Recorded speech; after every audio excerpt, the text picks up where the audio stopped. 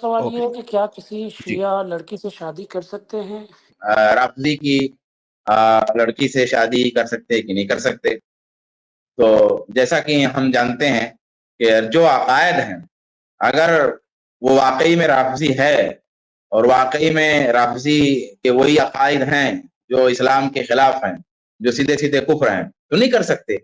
اور اگر حقیقت میں وہ رافضی نہیں ہے، یعنی لفظ والا رافضی خالی ہے، عقائد وہ نہیں ہیں، جس طرح سے جن عقائد سے جو ہے اس کا کافر ہونا لازم آتا ہے، تو کم سے کم وہ اہل بدعت میں سے ہوگا، اور اہل بدعت سے بھی جو ہے شادی کرنے میں اجتناب کرنا ضروری ہے۔ اور اجتناب دوسرا سوال ذہن سے نکل رہا ہے، دوسرا تفسیر جو شیعہ وغیرہ کی جو لکھی ہوئی تفسیریں ہیں، میں یہ بول رہا تھا کہ لجنہ دائمہ کا فتویٰ ہے شیعہ سے شادی کرنے کے بارے میں، تو وہ میں اس کا نصی پڑھ دیتا ہوں۔ وہ کہتے ہیں اذا کان الواقع کما ذکرت من دعائہم علی والحسن والحسین، کہ یہ جو شیعہ ہیں، خاص طور پہ جو اثنا عشری شیعہ ہیں، ہمارے عام طور پہ جب مطلق شیعہ کہا جاتا ہے تو اس سے اثنا عشری شیعہ مراد ہوتے ہیں۔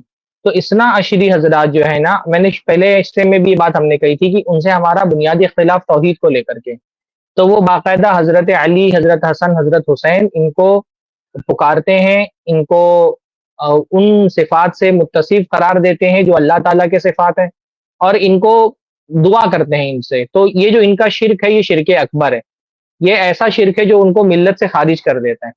زیادہ سے زیادہ یہ ہے کہ ٹھیک ہے ان پر کیونکہ حجت قائم نہیں ہوئی تو ان میں سے بعض لوگوں کی تکفیر ہم نہیں کرتے، جیسے بعض علماء تفصیل میں جاتے ہیں کہ شیعہ جو اجمی ہیں، جو عرب کے رہنے والے نہیں ہیں، کیونکہ وہ ان کو عربی پڑھنی نہیں آتی ہے تو ان پر حجت قائم نہیں ہوئی ہے قرآن کے ذریعے سے، لہٰذا ان کی تکفیر نہیں کرتے، عربی شیعہ کی تکفیر کرتے ہیں۔ بعض علماء یہ تفصیل میں جاتے ہیں کہ جو ان کے علماء ہیں ان کی تکفیر کرتے ہیں، ان کے عوام کی تکفیر نہیں کرتے ہیں۔ تو ہم تکفیر کرتے ہوئے تو اس بات میں احتیاط برتتے ہیں کہ حجت قائم نہیں ہوئی تو تکفیر نہ کی جائے، لیکن ان کی جو بدعت ہے وہ بدعت مکفرہ ہے، یعنی ایسی بدعت ہے جو اگر ثابت ہو جائے، جو شرک وہ کر رہے ہیں، کہ اگر ان پر حجت قائم ہو جائے اور وہ اس کو تسلیم نہ کرے تو ان کو اسلام سے خارج کر دیا جائے گا۔ تو لہٰذا اصولی بات یہ کہ شیعہ سے شادی نہیں کر سکتے ہیں۔ قرآن مجید میں اللہ نے فرمایا وَلَا تَنكِحُوا الْمُشْرِكَاتِ حَتَّىٰ يُؤْمِنْ، اور مشرکہ عورت سے شادی مت کرو جب تک کہ وہ ایمان نہ لے آئیں، اور اسی معاملے میں مشرک اور مردوں سے شادی مت کرو جب تک وہ ایمان لے آئیں، وَلَا تُنكِحُوا الْمُشْرِكِينَ حَتَّىٰ يُؤْمِنُوا۔ تو اصولی بات یہی ہے کہ ان کی تکفیر جو ہے نا وہ نہیں کی گئی ہے، لیکن ان سے نکاح نہیں کر سکتے۔ بارک اللہ فیکم۔ اچھا، ایک اور چیز ذہن میں رکھنی چاہیے، اسلام نے جو تاکید کی ہے نا کہ فظفر بذات الدین، کہ دیندار سے شادی کرنا، تو کوئی سنی بھی خاتون ہو اگر وہ دیندار نہیں ہے تو ظاہر سی بات ہے کہ آدمی جب شادی کرے گا تو اس سے شادی نہیں کرے گا جو دیندار نہیں ہے۔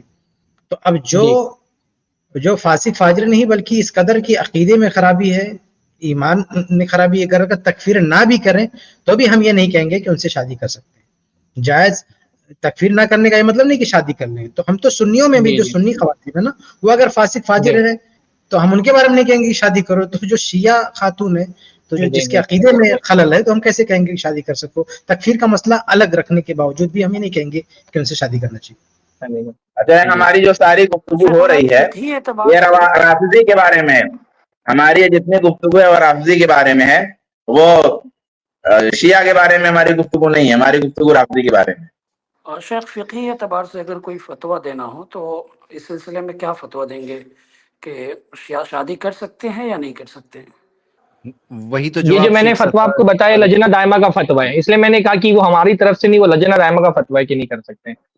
اچھا، سینئر کمیٹی آف اسکالرز ہے نا جو علماء کی، سعودی کی، جو سعودی عرب کی کبار علماء کی فتویٰ کی کمیٹی نا، اس کمیٹی کا فتویٰ ہے کہ شادی نہیں کر سکتے۔